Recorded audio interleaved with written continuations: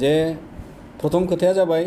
जोङो जास्टिस नागिरनानै दिनै जि बाथ्रा बुंबाय जुडिशियेल इनक्वायरिखौ इन्डिपेन्डेन्ट मोनसे इनक्वायरि जों जाजानो लुबैदों बे फेक एनकाउन्टारनि बेलायाव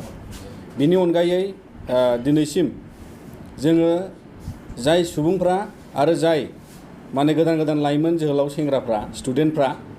दुलाराय बर' फरायसा आफादनि सायाव सोंखारिनाय माने बायदिसिना गाव सानब्रबनाय बाथ्राखौ बुंब्रबनाय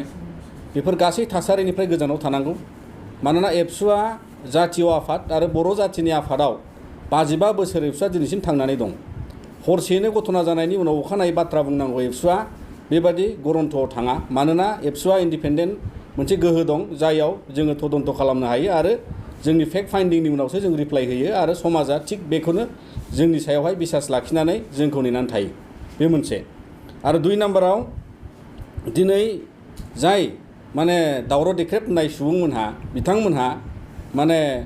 एबसुखौ सोंखारिनाय बायदिसिना बाथ्रा बुंनाय नाथाय जास्टिसनि खोथा बुंनायाव बिथांमोना लाजिनांगोन थांनाय समाव नब सरैनिया एमपि जानायनि उनाव 2014 आव रायजोनिफ्राय 100 थाखा 500 थाखा कालेक्शन खालामनानै हाइकर्ट सुप्रिम कर्टआव केस होबाय बिनि जास्टिसखौ रायजोनो मानो फिननानै होआखै थांनाय 2019 आव नब सरैनिया एमपि जाफिनबाय नाथाय नोंथांमोना बड'लेण्ड जनजाति सुरक्षा मन्चआ जास्टिसनि खोथा बुंनायनि सिगां रायजोखौ थगायनानै फैसा खांनानै जानायनि उनाव हाइकर्ट सुप्रिम कर्टआव सासे एमपिखौ केस होनानै दिनै नोंथांमोना रायजोनो मानो फिननाय होआखै दले दले गिदिं गिदिं मिटिं खालामनानै नोंथांमोना रां खांदोंमोन दिनै नोंथांमोना बिनि फिननायखौ हो जास्टिसनि बाथ्रा बुङोब्ला हो बेखौ थाबैनो होनांगौ आरो बेजों मोनसे नोंथांमोना बिटिआर एकर्डखौ दिथा खालामनानै बायदिसिना माने बाथ्रा बुंनानै एकर्डखौ डिसकारेज खालामनानै एकर्डजों मेन स्ट्रिमाव फैनाय जोंनि एनडिएफबि दावहारु बिथांमोनखौ डिसकारेज खालामनायनि बाथ्रा बुङै बुङै दिनै नोंथांमोनहानो इउएलबि जोनोम होदों नोंथांमोनहानो एनएलबि जोनोम होदों खारना जाबाय नोंथांमोनहा बुंदों बिटिआर एकर्डखौ लानानै सुप्रिम कर्ट हाइकर्टआव केस होगोन बबे हारियाव दिनै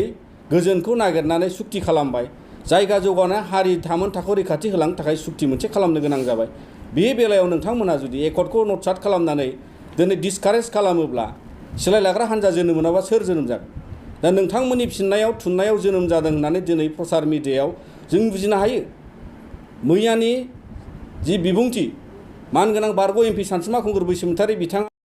बैसोमुतारि बिथाङा जे समाव खावलायबाय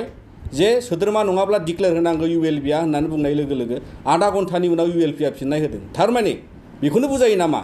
जे सानसुमा खुंगुर बैसोमुतारिनि बोसोनजों इउएलबि जोनोम जादों आरो बिथांमोननि बोसोनजोंनो एनएलबि जोनोम जादोंमोन नामा दा नंखायनो बर' हारियाव बेबादि मोनसे दिथा गैयै डाइरेक्सनखौ मालाबाबो होनो नाङा बिथांमोना बेबादि आद्रा खिद्रा समाजखौ ससेनिफ्राय बेंगुरा खालामनायनि थासारियाव लांनो नाङा जों गोख्रोङै खावलायो आरो दुलाराय बर' फरायसा आफादा दिनै जोङो मोनसे बर' हारियाव माने बेबादि मोनसे गोख्रों जि मोनसे समाज आफाद आरो समाजनि जि हाबा मावनाय जों बिनिफ्राय बिन्दोसेबो जों फावसायाखै आरो बिन्दोसेबो दुलाराय बर' फरायसा आफादा खम खालामाखै आरो दिनै माहारि जौगानांगौनि थाखाय हारि थामोनथाखौ रैखा खालामनांगौनि थाखाय दुलाराय बर' फरायसा आफादा बिन्दोसेबो फावसायाखै आरो बिनिखायनो दिनै जाय बिथांमोना एबसुनि सायाव सन्देह दं जाय बिथांमोना एबसुनि दैदेनगिरिफोरखौ सोंखारियो बिथांमोना अरायसम गोजानाव थानांगौ आरो गुबुन गुबुन जाथियाव जों नुवा जे बर'नि जातीय आफाद बादि गुबुन गुबुन माने आफादखौ सोंखारिलायनाय गुबुन गुबुन दैदेनगिरि गुबुन गुबुन फरायसाफ्रा सोंखारिलायनाय जों गुबुन हारियाव नुनो मोना दिनै आसामावबो दं नाथाय आसामनि बेबादि जातीय संगठनफोरखौ रावबो असमियाफ्रा बिथांमोनाबो सोंखारिया दा नंखायनो दिनै जों खावलायगोन जे नोंथांमोना बर'नि जातीय संगठन एबसु बर' थुनलाइ आफाद गुबुन गुबुनानो जाथों नोंथांमोना खुनु बेबादि सोंखारिनो मोना आरो बे मोनसे उपयुक्त गोग्गो समाज दानायनि बे मोनसे राहा नङा दा बिनिखायनो जों दुलाराय बर' फरायसा आफादनिफ्राय बेफोर खोथाखौ बुंदेरबाय मानोना दिनैनि समाजाव गुलाय गुजाय जानायनि खारनाव बैबादि सुबुंफोर थानायनि थाखायनो समाजाव गुलाय गुजाय जादों एकर्डखौ केस होयोब्ला दिनै नोंथांमोना एनडिएफबिखौ हाग्रायाव थांफिननो थुलुंगा होनाय जागोन आरो दिनै नोंथांमोना एकर्डखौ केस होयोब्ला गफुर हालामा सनितपुर बिस्वनाथआ जोंनि बिटिआरआव सरजाबनांगौखौ नोंथांमोना बेखौ बादा खालामनाय जागोन दा बिनिखायनो जों खुनु पद्दाय नोंथांमोनखौ जोङो बेवहाय माने गनायनो हाया दा नंखायनो नोंथांमोना बिनिफ्राय गोजानाव थानांगौ दा दिनै बेबादि सुबुंफोरखौ बर' हारिया सिनायनो आद्रा गैया दा नंखायनो जोंबो नोंथांमोननि सिगाङाव स्पष्ट खालामनानै होबाय आरो बेखौ जाय माने समाव नोंथांमोना रां खांनानै केस होदोंमोन बिनि फिननायखौ नोंथांमोना रायजोनो होनांगौ सुप्रिम कर्ट हाइ कर्टआव नोंथांमोना नब सरैनिनि केसआव मा जाखो बेखौ रायजोआ दाबो मिथिया दा आं बेखिनिखौ बुंदेरनानै दोनथ'बाय गोजोन्थों